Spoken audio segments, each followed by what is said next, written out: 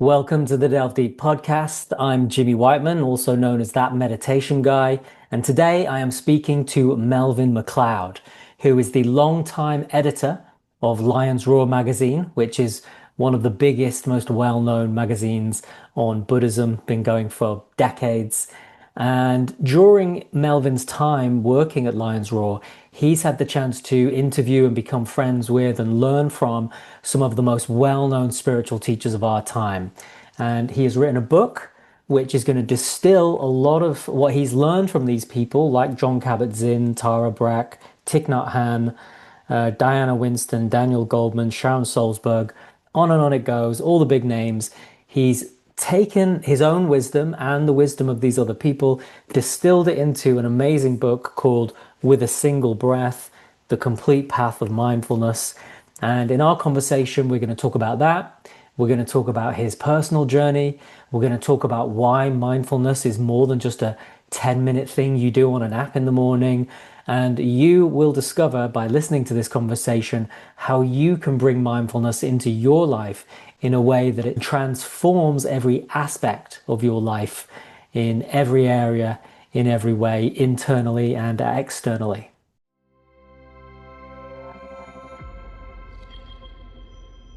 Hello, Melvin. Great to have you here on the Delve Deep podcast. And yeah, where you calling in from? I'm in Halifax, Nova Scotia, Canada. Oh, excellent, excellent. And so I've read your amazing book, which isn't out yet, as we were just talking about.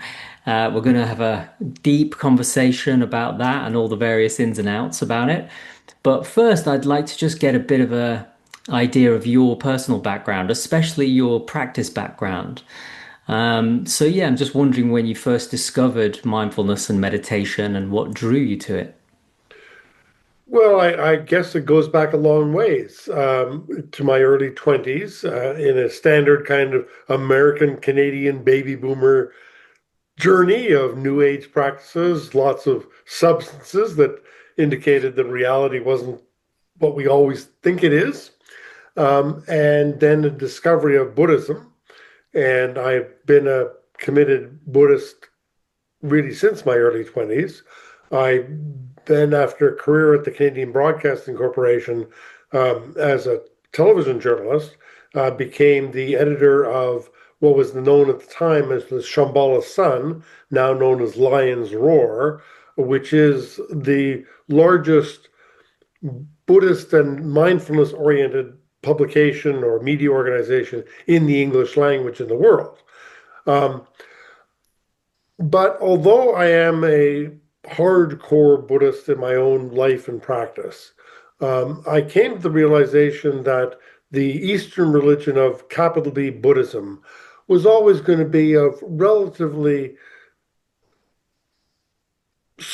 narrow appeal in Western or modern society by virtue of being a somewhat little known Asian religion. But that the fundamental practices and teachings that Buddhism espouses, which are, however, not inherently Buddhist, but are in fact universal, of meditation, mindfulness, compassion, awareness, wisdom, might be better and more widely practiced or spread in the modern world through the vehicle of secular or mainstream mindfulness, which does not carry with it all of the baggage of mainstream religion, including Buddhism, that indeed many people are not interested in the modern world. So, albeit that I remain a dedicated Buddhist in my own life and practice, and in much of my profession as editor at large of Lion's Roar, nonetheless, I am committed to the mindfulness movement as perhaps the most appropriate vehicle to spread these very valuable teachings and practices in the modern world to people who are not necessarily interested in the capital or religious path, but nonetheless are looking for the same kind of powerful, transformative techniques for personal and societal change that have been traditionally offered through religion, but are now available in a secular, evidence based format via the mindfulness movement. Got it. Got it. Makes sense. So when was it you first came to that realization? Because I get the impression you had these epiphanies about mindfulness and meditation, maybe even back in the 60s from the way you were talking. So it's been a long No, I road for would say you. not. I mean, going back to my college days and such, I would say the mindfulness movement, which we now know it, was really founded in the early 1970s by Jon Kabat-Zinn. And so, albeit that I was interested in meditation before then, that was in a religious context. For me, the transformative moment took place when Jon Kabat-Zinn, who is really the acknowledged founder of the mainstream mindfulness movement, came to our offices at Lions Roar and discussed his vision of presenting the very powerful teachings of mindfulness, meditation in a wide, much more accessible format than a religious format.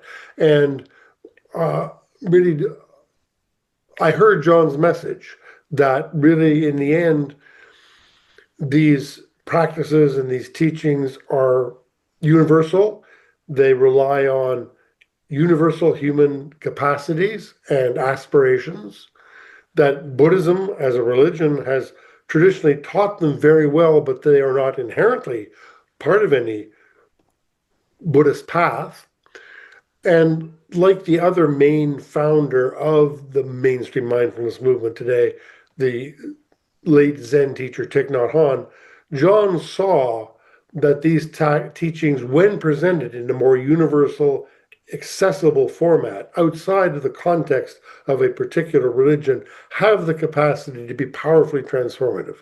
So I guess for both from John, whom I know well as from Thich Nhat Hanh, who I've had the honor of studying with, I was able to see from their insights that these practices are based on universal human capacities, the nature of the human heart, the nature of the human mind, that they can be powerfully transformative, both for our individual lives and for our society, and that really, in the end, they will be much more widely available and understood when presented in a kind of evidence-based, scientifically based, common sense context or framework of the mindfulness movement.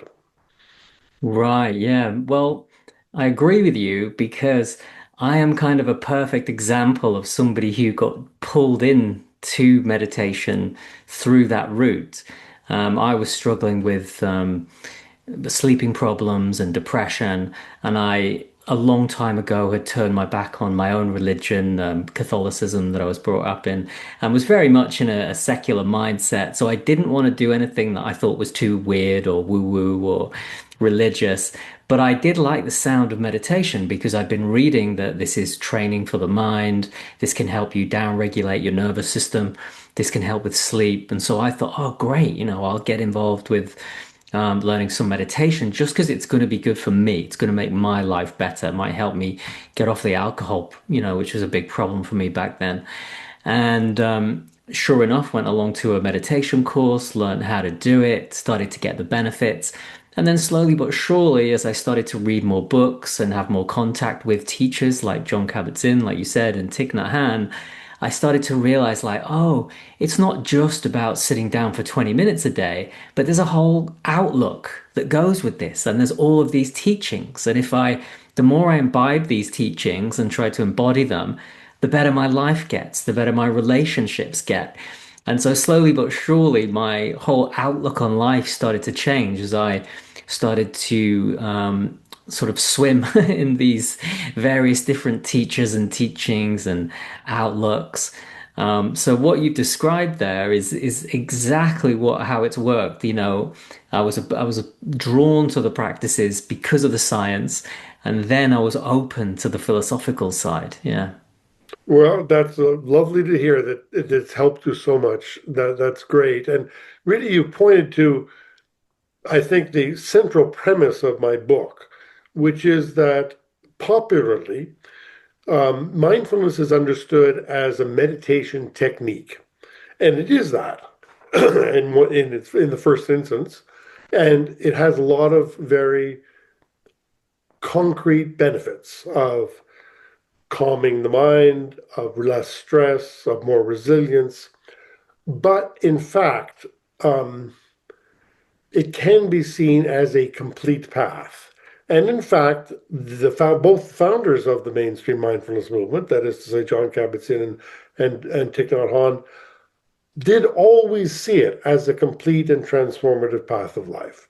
So in this book, which is called With a Single Breath, The Complete Path of Mindfulness, I have proposed 5 keys to mindfulness as a complete and powerful transformative path of life, which are mindfulness meditation, which is what most people commonly define as mindfulness, the key factor, insight, love and compassion, ethics, and community or connection with others.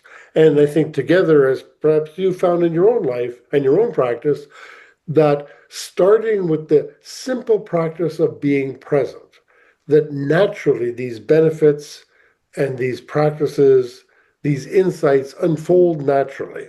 And I think perhaps if this book is going to make any contribution, it's that it is time now for the mainstream mindfulness movement to explicitly recognize and define mindfulness as a complete path of life rather than, as many people understand it to be, simply a beneficial meditation technique. So I think really in the end, most serious mindfulness teachers like you have recognized that mindfulness, again, just beginning with the simple practice of being present, changes in the end everything, both personally and ultimately for society. But I think it's now time that we have an explicit recognition and presentation of mindfulness as a complete path, and perhaps some sort of discussion or agreement on what would be included in mindfulness as a complete path of life. Yeah. I think this is just the right time for it as well, because we've had this explosion of popularity of mindfulness. And so all of these corporations start to bring in mindfulness teachers. And then there's been a lot of critics say, well, the companies just do that so they'll get more they'll get fewer days off for the employees and more productivity and things like that. And so that's what the critics say. But if I understand it correctly, in your book, you're saying that even though that's potentially true, it's not such a big problem because as people practice, the insight comes and the change may naturally arise. So almost you might say, well, correct me if I'm wrong, that the companies bringing in mindfulness may not realize they're bringing in a bit of a Trojan horse. That's exactly right. I mean, mindfulness wakes you up. And so it wakes you up to the realities of your own life, to the realities of a life within a company, to the realities of society. So while companies may feel that they're going to get a narrow or even more compliant or productive employees, what they end up with, to their surprise, is more aware and demanding employees. I mean, I think that much of the critique of mindfulness is based on a misunderstanding of the practice. And this is key. If the practice is defined simply as calming and focusing the mind, purely as concentration, then indeed it is a very narrow and almost value-free practice. And thus the famous example of the sniper who concentrates his mind in order to kill better. But that's only the foundation of the practice. That's only the first step. And this is the key, because mindfulness in the end is a 2-part practice. In my book, I've divided them into 2, but in fact, it's one practice. So the practice begins with, as we would often understand it, with the practice of following the breath, calming the mind, focusing the mind. That's the foundation, but only the foundation, because the real transformative power comes when we take that focused, stable mind and use it to look in a sustained and deep way at the nature of reality. at what we are experiencing inside, at the nature of the world we are experiencing outside. Because so much of our suffering, so many of our problems are caused by misunderstanding who we really are and what this world we experience really is. That one of the things that makes us happy, that has the potential to give us the kind of life we really long for, we really want, we really deserve, is to have insight into who we really are as human beings and what this world is that we experience. And so many of the critiques of mindfulness as value free, as not politically involved, as lacking compassion, as lacking ethics, are based on a misunderstanding of mindfulness only as that first part, the calming and concentration part, the true transformative power, in where, indeed, things like compassion, ethics, community naturally arise is in the development of mindfulness. Of insight, which we cultivate through taking that calmed mind that we developed in the first part of the practice and applying it to looking clearly at ourselves and the reality of the world we experience. So many of the critiques of mindfulness are really ultimately based on misunderstanding the fullness of the practice. Yeah, yeah. So in a sense, it's like we start doing the practice, it starts to work its magic on all of these misguided ideas, these dysfunctional behaviors, all of this conditioning starts to slowly get loosened up and worked out and broken up. And we start to function in a more loving and compassionate way naturally.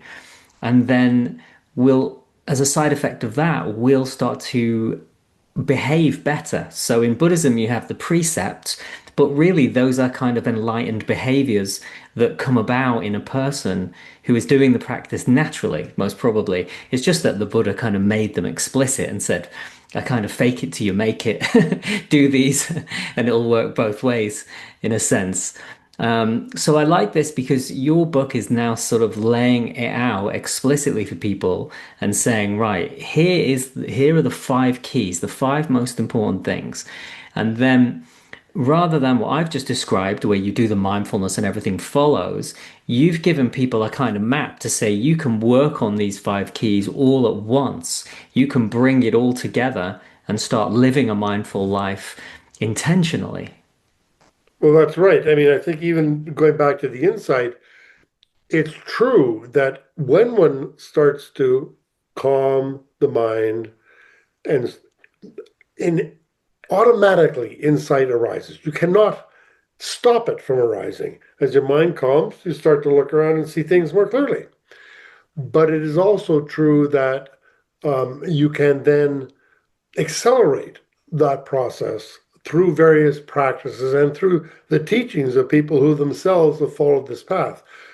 So the book that I offer has sort of two major components. One is the presentation by me of this particular framework of what mindfulness is and is not, a bit of its history in the modern world, and then a look at these five elements and how they can flow naturally from, again, the basic practice of being present.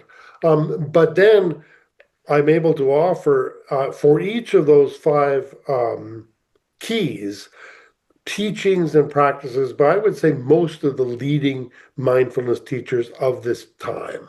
And so, therefore, although I hope that what I myself have to offer has some value, really the book then it becomes a guide or a toolkit for how to make mindfulness a complete and transformative path for your life from many, if not most, of the leading mindfulness teachers of this time. So, in that sense, I think the book is both a guide and an overview of mindfulness as a complete path, but offers you, we could go through some of the really outstanding teachers and what they have to offer in the book. But I think it then becomes a kind of workbook for how to make mindfulness a complete and transformative path.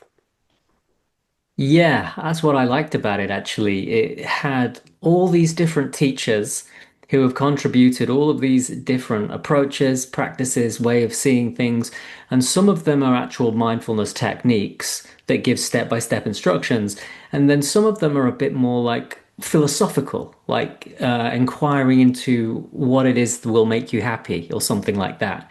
So yeah, there's this element of it which is about the path itself, and then it also has integrated this workbook element.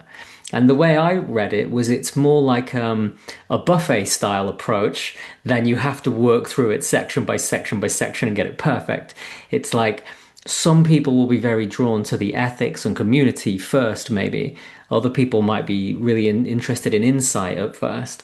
And I got the impression that it's one of those books you can pick up, you can flick through, and you can pick out sections and find all of these different practices, like you said, given by all of these well-known teachers. So it's not, I've not seen a book like this before. So I thought it seemed very unique in its presentation in that way. Well, that's very good to hear. I think that in the end, hopefully, this book will be something that people can use in effect as an ongoing reference book that you may do certain practices now or be struck by them and at the same time have it available and next time you pick the book up you may be struck by something else. I do think that it is a real buffet of a whole range of ways to bring mindfulness to bring heart and mind and the best of the human heart, the best of human mind into all aspects of your life. And you're right, you can pick and choose and be struck by what you're struck by. And a year from now, you may pick the book up and say, yeah, I think I'll try that practice now. So I do think it's kind of a bit of a I'm not sure that maybe you're right. Maybe there's been nothing quite like it that's offered such a full catalog of the wisdom and techniques that are offered throughout the mainstream mindfulness movement today. Great, great. And did all of those people actively contribute those teachings, or did you go and find those teachings and kind of bring them all together in a place? Like I wasn't sure if people had made specific teachings and sort of given them to you as a contribution to the book, or if they were specific teachings that you had practiced and then you brought them in. I think like a lot of, in effect, this part of the book is an anthology that most of the teachings and practices in the book have been published previously, and I think what's really unique in this case is bringing them all together in one place. It's also true, a bit of a plug for Lion's Roar, that I would say fully half of the pieces in the book are drawn from Lion's Roar, which has been offered outstanding mindfulness teachings as well as Buddhism for a number of years. But basically, I think this is, in that respect, an anthology. And I would say the book itself has three different parts. One part is written by me, and that is the overview and structure, and I hope some wisdom and some useful materials. Then the second major part are the teachings and practices offered by leading mindfulness teachers of this period. And the third part is also interesting because that's the first person experiences of, again, leaders and longtime practitioners in the mindfulness field about their own personal journey working with each of these five keys. And I think what it shows is that in the end, even among people who are well known in the field or who have been practicing for a long time, we're all still fundamentally on the same human journey. And so we have a chance to look into their own challenges, struggles, successes, and realize that we are a lot more like them than we might think. That in the end, we're all just people trying the best as we can to be human and ideally to use some of these methods and insights to help us lead the kind of happy, meaningful, and beneficial life we all long for. But fundamentally, we're all in this together. Yeah, I like that. And it's important because I have some students who, meditation students, who often have this view that if they were practicing correctly and if they were doing enough, and if they just done more retreats, or if they just managed to commit every single day and their meditation was always perfect, that they'd somehow not suffer, or they'd somehow not be getting caught up in the way that they are, that things should be different in some way. And I notice this quite a lot comes up is the mind creates a sort of resistance to how things are and imagines how things could somehow be better. But of course, it's just a fantasy created by the mind. And so it's quite nice to see well-known meditation teachers talk about their own struggles, their own problems, and then normalize the fact that this isn't about becoming superhuman. It's not about escaping your humanness. No matter how much practice we put in, we're always gonna have difficulty because, as far as I can see, the sort of suffering is a natural side of just having a human body and a psyche. And all these practices and all this work make it so much better. But there's just something about having a body and a psyche, which means there's always going to be some discomfort present. And then, of course, over time, we learn to work with that skillfully, and that alleviates a lot of the stress and the worry. And we find a way of being alive in the world and being helpful and being okay. So anyway, just to say, like I really liked that aspect of the book. Yeah. Well, I mean, I think that the self-blame, self-criticism, unrealistic aspirations and hopes, these too are simply mental patterns that, in the end, mindfulness can help us recognize. However, I mean, maybe we could argue that suffering is inevitable. I mean, we're going to get sick, we're going to die, we're going to be separated from our loved ones. These things are hard. But I do actually believe that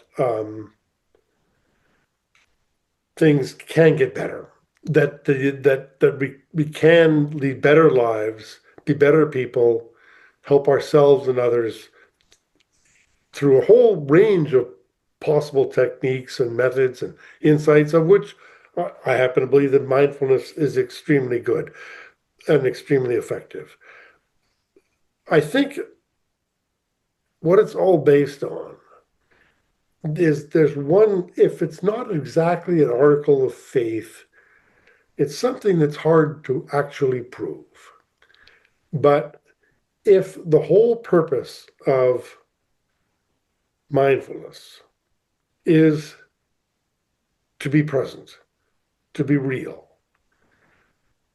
then it's hopefully going to be because being present with who we really are is a good thing. Otherwise, we might as well just be like the Matrix. I'll take the other pill. I'll keep fantasizing. So you could argue, well, okay, well, we've got to be present with our suffering. Well, that's true, but actually, in the end, it's got to be good to be present. That life, in the end, in its fundamentals, has to be good. That we as human beings are in fundamental way, particularly when we're not especially confused or distracted, if we can make contact with who we really are as human beings, then I think, and that is ultimately the point of mindfulness, then we start to discover, I believe, and I think we discover this through our own experience, that we are basically good as human beings, that our hearts are naturally loving, our minds are naturally wise and insightful. And this world is a good world, a beautiful world that supplies us with the food and air and water that we need and the beauty that we need. And so, in the end, the reason to be present is that this is actually a good reality to be present in. And there are so many problems in life. We have so many problems. The world has so many problems. That can be difficult to believe. But the hope is that in a fundamental way, we and the world we live in are fundamentally good. And the problems are basically caused by actually by not understanding that, by trying to create some new and different world, a new and different being than who we really are. And oddly enough, in trying to do that, and hopefully thinking we might make things better, we're making them much, much worse. So I think that it basically, the whole premise of this is that by being present with who we really are in the world that we really live in, we will discover that we and it are basically good, and that we can inherently have the kind of happy, enjoyable, meaningful, and helpful life that in our heart of hearts we long for. Yeah, I love that. And that's certainly been um I've certainly tasted that in my own experience. It's completely transformed my outlook, the way I live, the way I relate to other people. So that resonates with me deeply. Yeah. And so I'm just wondering then, if we were to talk about the different sections of the book, like the insight section, could you give me an example of a practice that is an insight practice that for the listener would help them understand, like, what does it really mean? Like, what would I actually be doing to get this insight? Well, I mean, I think that there are a number of practices um, uh, that are listed in described in the book, and I could actually take us through a couple, and we can do them on the spot here. So, on one hand, on the face of it, one kind of insight is to look at the nature of this reality that we experience and realize that things actually are constantly changing, that they're all interconnected, that they're not separate and solid, as we even though we may know intellectually that they're not separate and solid, at some visceral level we think they are. There's that. Then there's the applying that to our own being. Then there's the kind of insight that comes from looking not at what we are experiencing, at the objects of our mind, at the objects of our perception, but at the experiencer or the awareness itself. And we could say that the most powerful kind of awareness is awareness of awareness. That it's fine to be aware of what I am perceiving, and that's better, for instance, than being completely lost in thought or fantasy. But actually, the most powerful kind of mindfulness is mindfulness of awareness itself. Finally, there's a insight in the book that I think is kind of unique in this book, and that's a very, very important kind of insight. It's insight into, in very practical terms, what truly makes us happy, what truly makes others happy, and what doesn't. Because so many of our problems in the world, I would argue most of them, are caused by thinking that things are going to make us happy when in fact they're actually going to make us unhappy. And conversely, we may think that things that are going to make us unhappy, like certain forms of sacrifice or whatever, in fact are the things that really make us happy. And I think I propose in the book kind of contemplation and some benchmarks for things that truly make us happy, that truly bring joy and happiness to ourselves and others, and what doesn't. So let's step back a little and go back to, first of all, I'll take us through an insight meditation that is taught by Thich Nhat Hanh.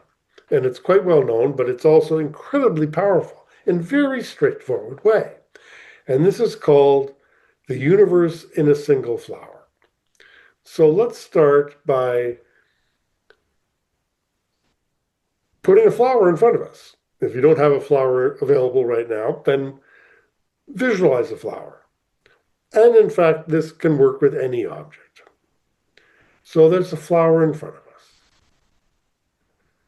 Now start to think about all the things that come together to help that flower to exist.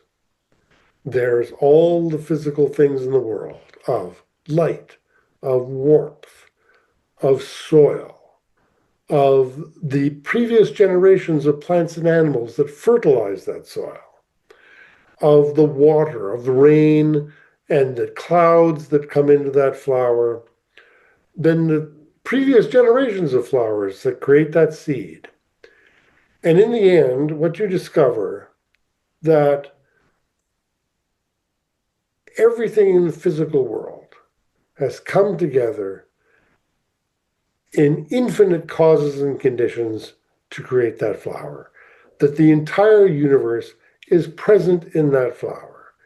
And that's an amazingly transformative contemplation, because you realize not only is nothing separate, but everything is present in everything else. Everything causes everything else.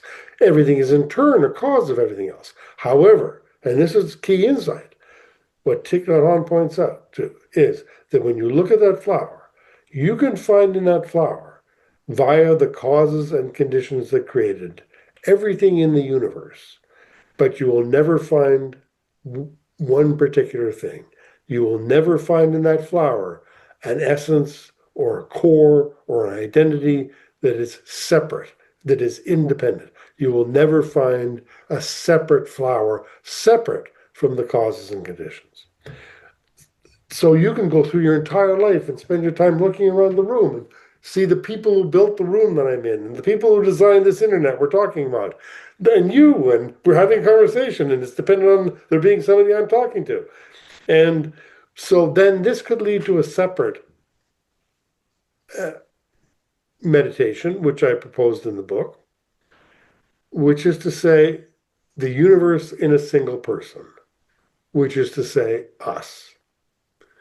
Again, each of us can stop for a moment and think about all the infinite causes and conditions that contributed to us being here. Obviously, our parents, not only biologically, but in terms of our attitudes, in terms of sustaining us, in terms of what we learn from them, for better or worse, all the ways in which our existence is a creation of our parents and their parents in turn, and ultimately all the different ancestors that we have.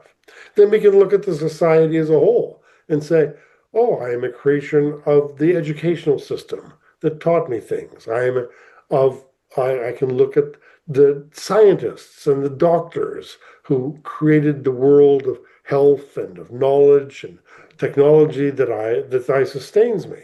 I can look at culture, at the attitudes that I gather from, and the enjoyments and the arts and the ideas I have. So ultimately, again, you find that in yourself as well, the entire universe, and well, let me note, by the way, I have to go back, all the same physical things that contributed to the existence of the flower also contribute to our existence. The water, the air, the warmth, the light, the soil, all of it, both the physical world, the human world, the social world, cultural world, all comes together in me. Again, except for one thing. You will find in me infinite causes and conditions, really the entire universe coming together that caused you and I to manifest. But one thing we will never find is any kind of independent me. We will never find any separate, independent Melvin anywhere, in no matter how hard we look. So those are two related meditations that show us both the interconnection and interdependence of all things. What Thich Nhat Hanh called interbeing, which I think is a better term than interdependence, which is kind of philosophical.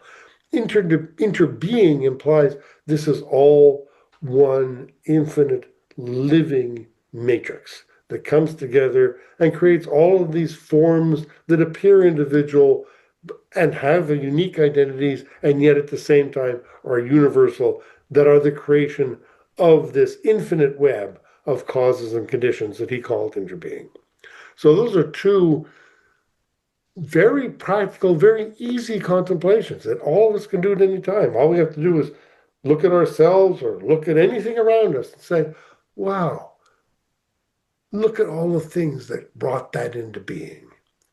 So at the same time, it can also point to the fact that in the end, though, there is nothing separate that I would call that flower, that is unrelated or are independent of all this matrix of interbeing, nor of me myself.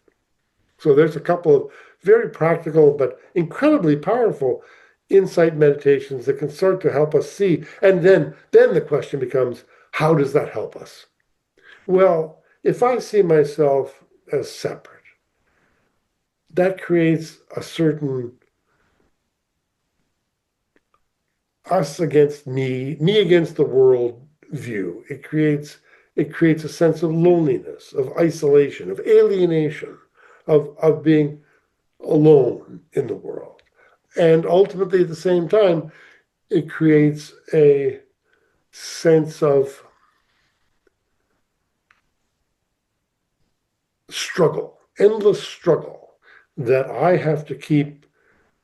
I have a fictitious belief that there is some ongoing Melvin that has to be protected, fed, pleased by me, not even just by the universe. And that's to have to be endlessly struggling to feed and water and please this ultimately fictitious sense of this separate Melvin is a very painful thing to be able to relax and to realize that I am simply a beautiful part of this interplay of living universe is a much happier place to be. And so these are not simply philosophical insights. You say, well, I understand things better. When we understand things better, the good news is we are much happier.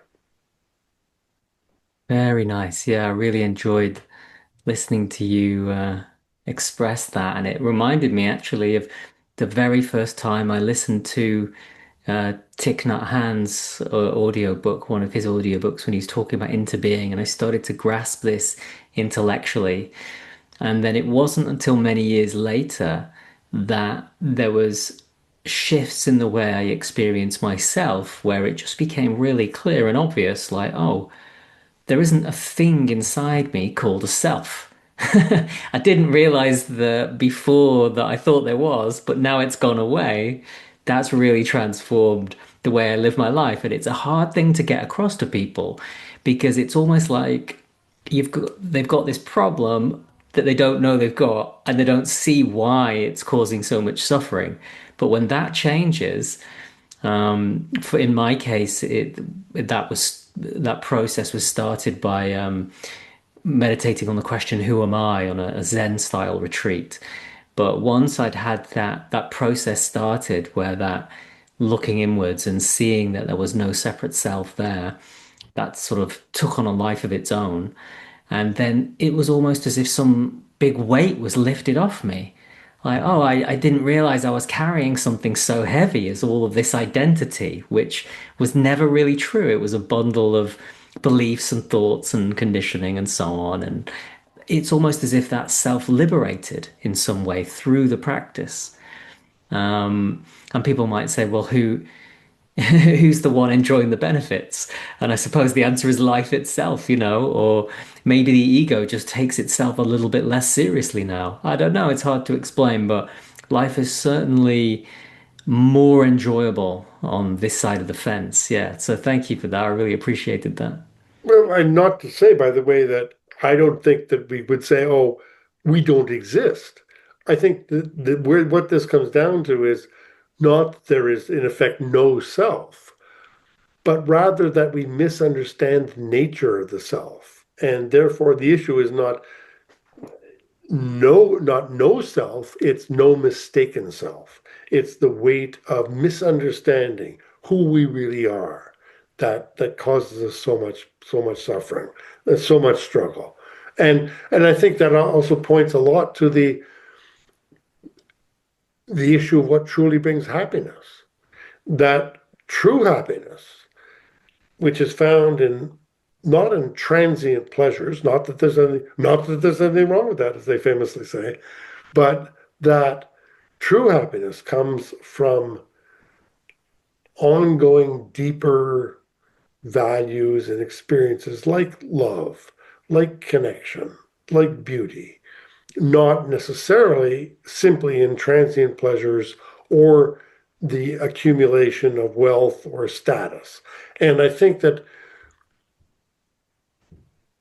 there are the main benchmark that I suggest for understanding what truly brings happiness and what doesn't is that anything that truly brings us happiness also brings others happiness.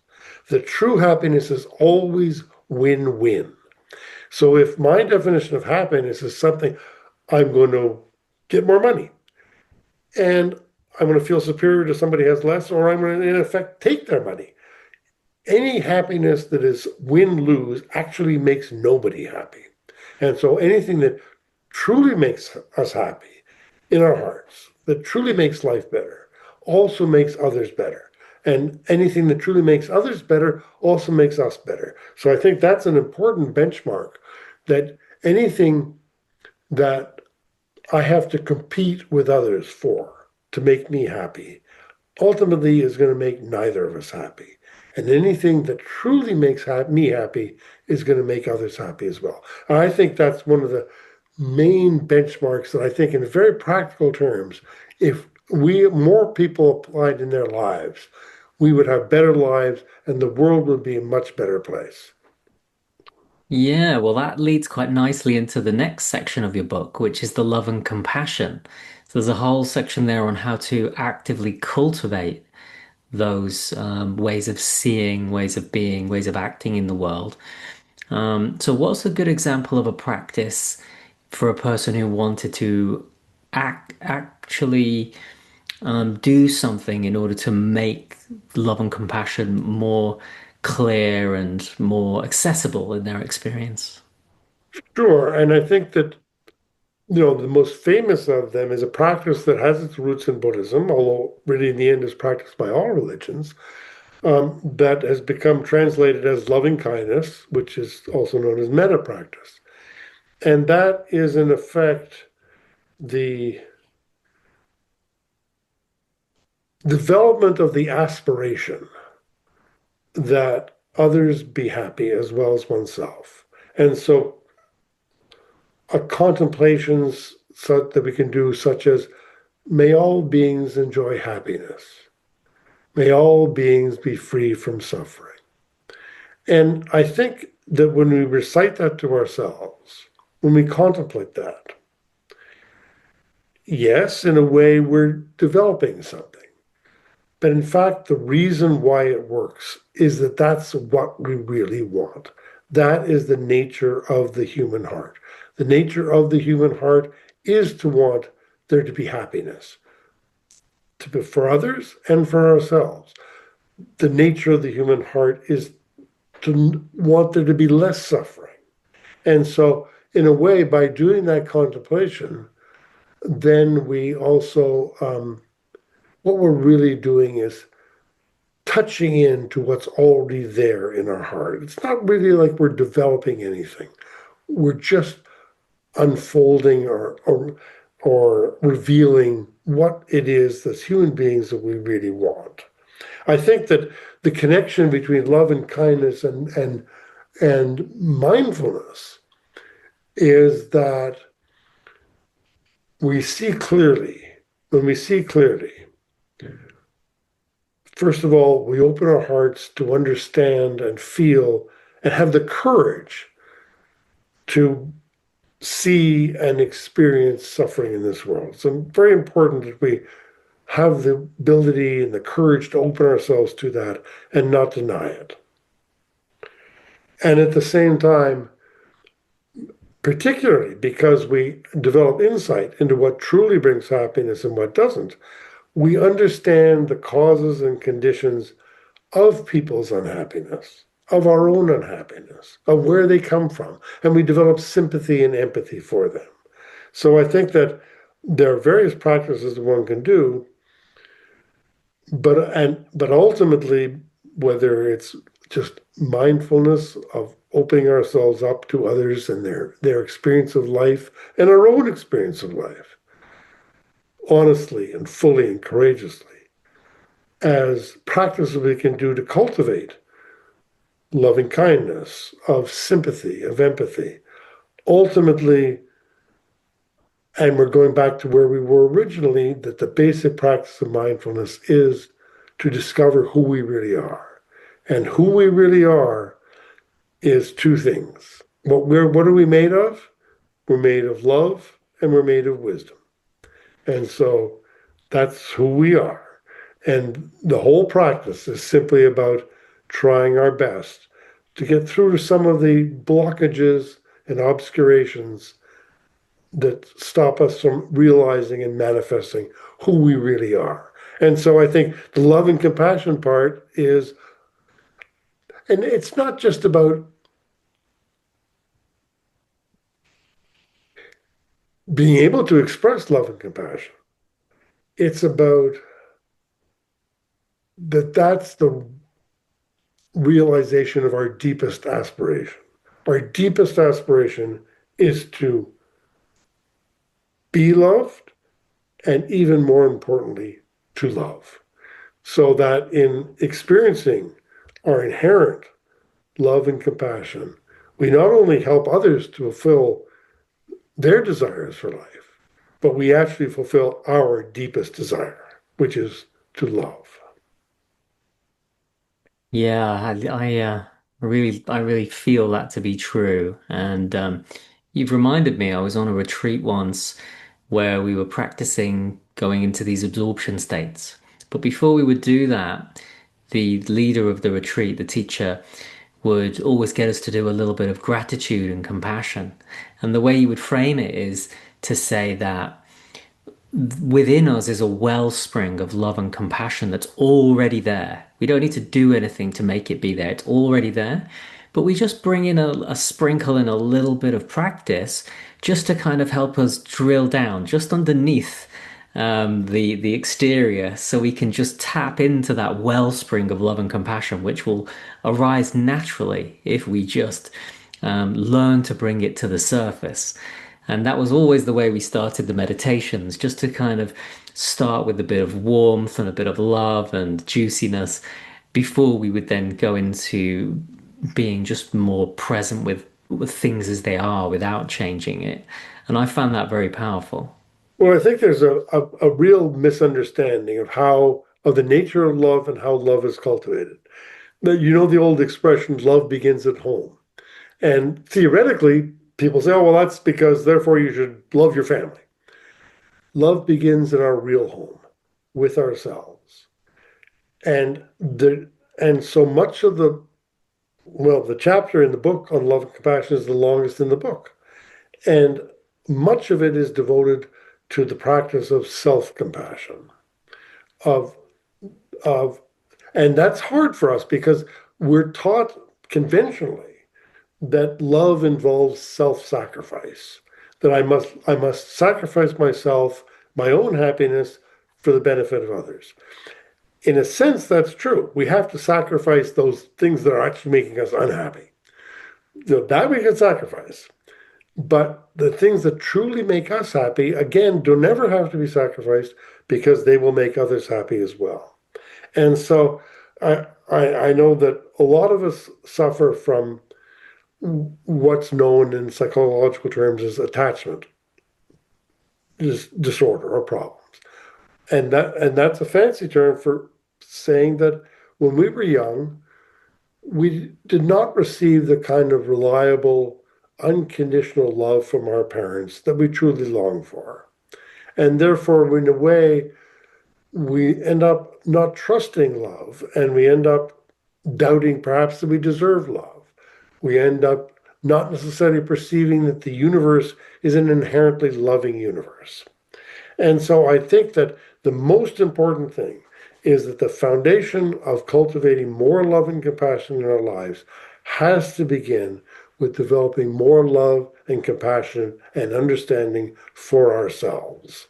And so the book has many, many different kinds of more general practices, offering oneself loving kindness, of offering oneself healing from various difficult emotions and repetitive thoughts in very practical ways. There are ways that we can help ourselves. We have a sense, I think, in the end, that our own happiness is irrelevant to our helping others. But in fact, the best thing we can do for others is to be truly happy ourselves, to truly feel loved and loving towards ourselves. And that's the thing that gives us then a true and solid foundation to go out and help others. So, in fact, as it turns out, the most important way for us to help others be happy is in real and effective ways to be happy ourselves. And that takes us back to the insight. Then we have to know, well, what is it that truly makes us happy? It can't be happiness like, I want to be truly happy, so I want to be as rich and prestigious as possible. I want as much praise as possible. I want as much sex and drugs and rock and roll as possible. Um, the things that, but so that those things in some cases, particularly when they become obsessive, they might be better to sacrifice those. But in terms of the things that truly make us happy, that's the place to start, to be happy in your own heart, to be loving towards yourself, and on that basis, that gives you the true foundation to go out and extend that love out to others. But if your love doesn't start and include yourself, you're never really going to love others. Yeah, yeah. You're reminding me of the very first meditation teacher training that I did. There was a whole section on the loving kindness practices, and I found it so difficult. And at the time, I wasn't self-aware enough to realize that that's actually an insight and that I needed to lean more into that. I just thought, oh, this isn't for me. I'll go more towards this other stuff that feels good. But years later, when all of this side of practice has opened up for me, through various retreats and different things that I've been through, I now see like, oh, the reason I struggled at the beginning wasn't just that it's not for me.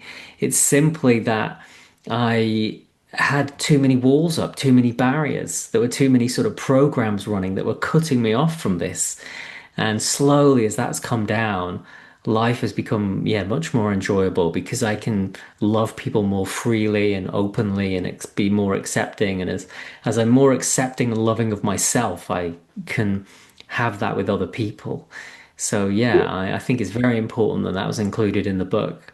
Well, I think we're primarily because of religious practices. I think we're acculturated to not love ourselves. We're in fact told that loving yourself is bad by some religions, and that you must sacrifice your own happiness. And to be a good person, you sacrifice your own happiness for the benefit of others. Again, that's turning the whole thing into a win-lose. In this case, I lose and you win. But in true happiness, it's always win-win. And so I think that really that in fact,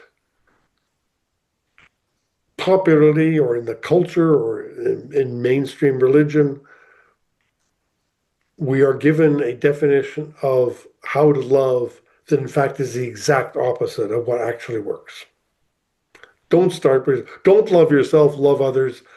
No, it starts the other way around.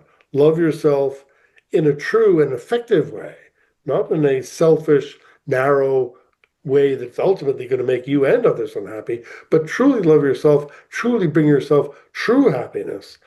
That's the foundation then to be able to offer that happiness to others as well. As I said, it does go back to the basic thing that things that make me happy at your expense actually are going to make me unhappy as well. Things that truly make me happy will make you happy as well.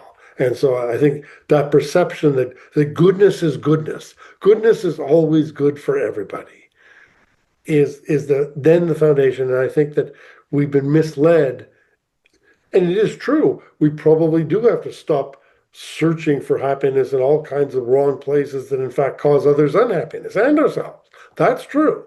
But in terms of things that truly make us happy, we then start with ourselves, and they're also the things that make others happy as well. Yeah, absolutely. Yeah.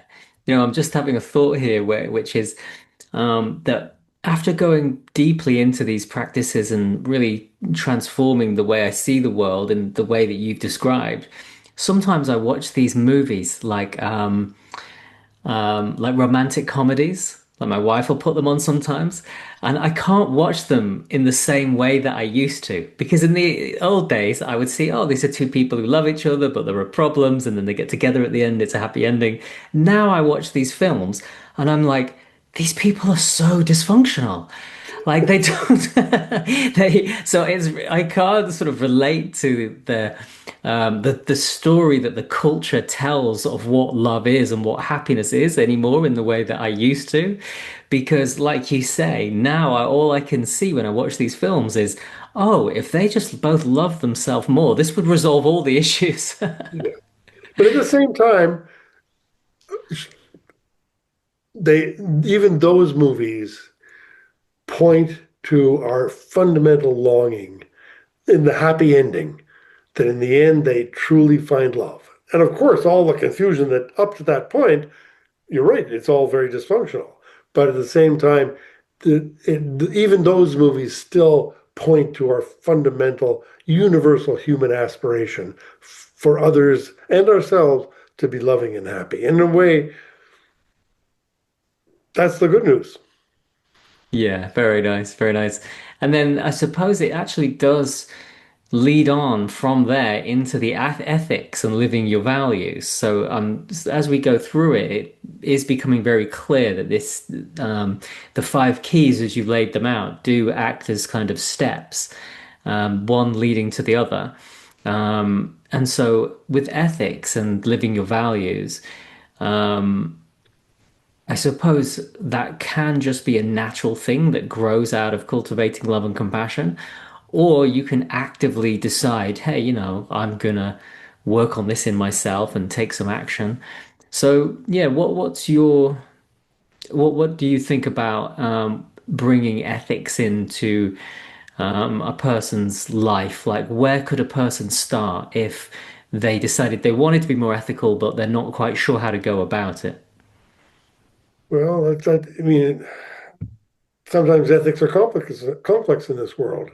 Um, I do feel that what lays the ground for living ethically are the two preceding steps. So that first of all, if you have insight into the nature of suffering, into the truth of people's suffering, and of why they suffer, of what is the cause of their unhappiness, and what brings them happiness. When we combine that with truly caring for others, therefore the combination of caring and empathy for others, the fundamental human desire to lessen their suffering and to bring them happiness, combined with insight into what does that effectively. Together, those inform our ethics. Now, you know, it's still a hassle. If you want to be on a social level, it's one thing to say I'm not going to steal or lie. But I think probably most of us who are watching this now do not in any significant way. Maybe a little harder for us to really live ethically in our roles as consumers, as activists, as citizens. But nonetheless, I think if we keep our eye on our fundamental caring for others and our human society with continuing to cultivate our understanding of what it is that truly creates a good world and what doesn't, then I think the combination of those two can at least help us to move in an ethical way. I mean, Thich Nhat Hanh, and I lead the chapter on ethics, has created a whole series of his own um, precepts of the order of interbeing, as he called them, somewhat in the Buddhist context, but they're specifics about ways to live ethically in this world. But each of us are going to be able to develop our own ethics.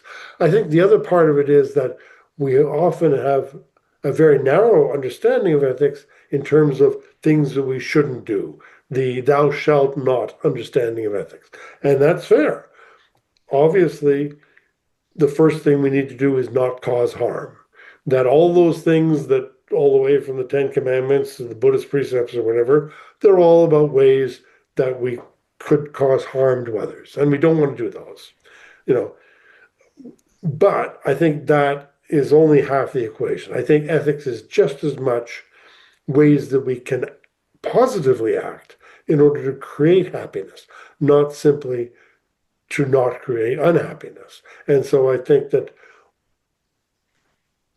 living with love or caring for others is as much an ethical injunction as I won't kill or steal. So again, the specifics in this complex, interdependent industrial world facing, I think, ultimately potentially global catastrophe are complex, demanding, not so easy. So I think really in the end, we just need to give ourselves best we can a solid foundation of, of love and compassion and empathy for others, as well as a very accurate and insightful understanding of what it is that helps people to have the kind of lives that they truly want. And together, I think that insight and compassion will move us in the in that ethical direction that is, the universe bends slowly, but its arc ultimately always points towards love, compassion, and ethics. Very nice, very nice. Yeah. And then that, of course, leads into the last part of your book, which is community. So, yeah, I suppose ethics and community are interconnected. Well, all of it's interconnected, really, but the ethics and the community um, seem to be particularly connected. And I first came across the community aspect when I first got into meditation. I just was getting into it for my own benefit. I just wanted to sleep better. But I realized actually that there's all these little groups who meditate together and who have shared values. And I sort of did a bit of a spiritual shopping around for a while where I went to different groups and sat with them and saw how they were different and they had different views on things and different ways of seeing things. That was useful to me. But I saw very strongly that the connection for a lot of people was the main reason they were there. They weren't, some people weren't that interested in the meditation really, or the deeper teachings, and certainly weren't interested in enlightenment, but they got something very nourishing from being in a group of people who all shared the same interests, values, and same view on life. So I'm not surprised that's in there. And my teacher Shinzen Young also says that relationships and connection are one of the most valuable aspects of how we experience life. So that always has to be included in meditation teaching and things like that. So yeah, what would you sort of highlight as in as an important part of being, well, you call it the healing power of connection. So can you just explain a little bit about that and how that works? Absolutely. I mean, I think that I presented community or connection in the very broadest sense as the fruition of the path, but also in effect as the fruition of life. And the first piece in that um, section of the teachings and practices after my introduction is by Dr. Robert Waldinger, somebody I have great admiration for, and he is both a psychiatrist as well as a Zen teacher, and also is the director of what's known as the Harvard Longitudinal Study, which is the longest and biggest study of human happiness that's been done that tracks people over the course of their entire lifetime. Thus, it's longitudinal. And he points out in his piece, what they have found is that the factor that causes people to have good lives, to have good health, to live long, much more than anything else, is human connection. That human connection, and that doesn't mean it has to be all positive, but simply having good relationships, having human connection is the thing that makes life long, healthy, and happy. I mean, in my introduction to that section, the one place in the entire book where I quote the Buddha is a surprising thing that he said, purportedly, which is when asked by somebody, was friendship half of the path? And he said, no, it is the whole of the path. And by that, I mean, that was 2,600 years ago, so we don't know exactly what he meant, but I believe what he meant was not friendship in the narrow sense, even friendship in a spiritual sense, friendship in the community sense, but rather that connection to others, the deepest and most widest source of friendship, of human connection, is indeed the entirety of the path. So, I believe Sartre famously said, hell is other people, so is heaven. That it's in our relationship with others that we manifest the fruits of our spiritual journey, of our personal journey, whether it's mindfulness or another one, and also that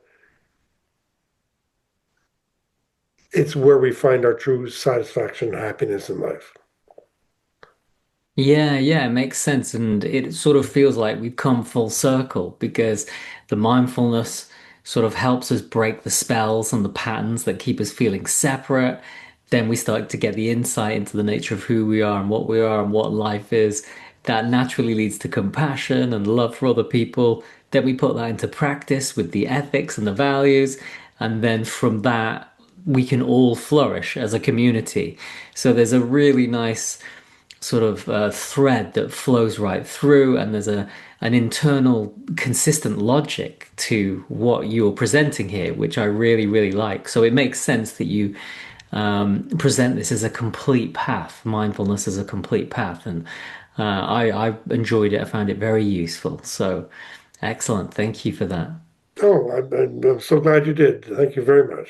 And I'll ask you one more thing. I have got in my notes here that somewhere in your book it wrote there are two different types of hope: ordinary hope and wise hope. And I thought, oh, that's interesting. I'll bring that up. So can you just tell us a little bit about that? Well, that's a phrase that's used by the American Buddhist teacher Joan Halifax, and that is a piece by her. And ordinary hope, you could say, is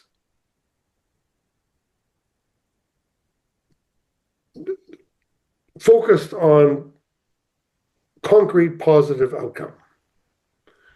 And and conversely, is all its obverse is fear that that outcome will not be realized. So what she calls wise hope then is hope that on one hand is based on our fundamental human longing for a better world, better lives, less suffering, more happiness. And at the same time is wise in that it is completely realistic and is about the obstacles and all the problems in the world. But in the end, is there much of a difference? I'm not sure.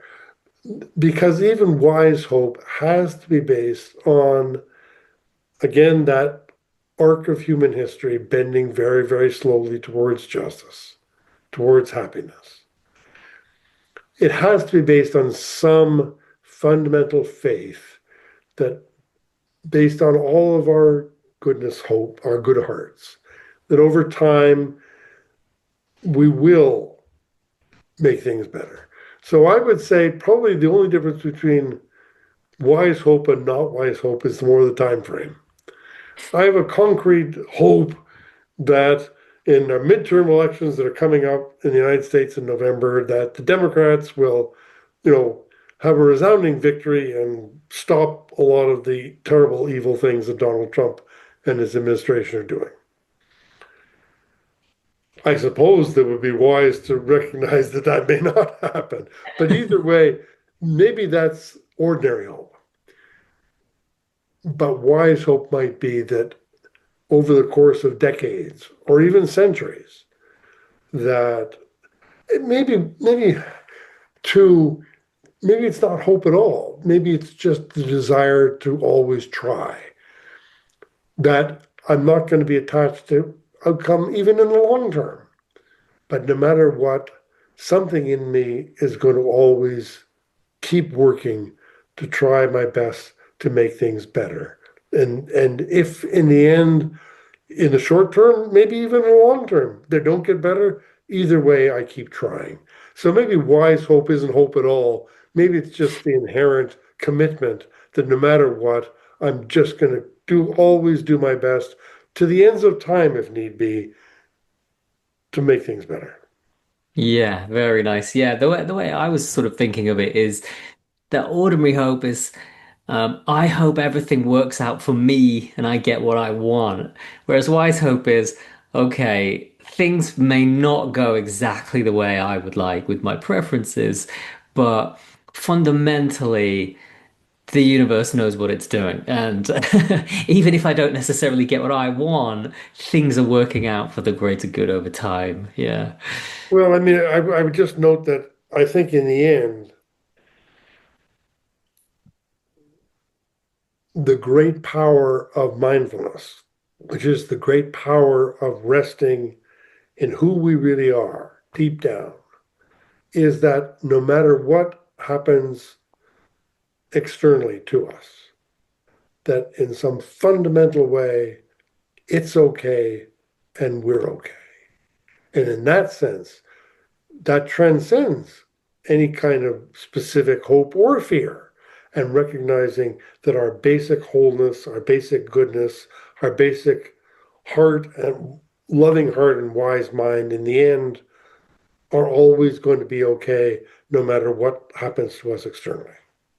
Very nice. Yeah. Yeah. We're already home in a certain sense. That's right.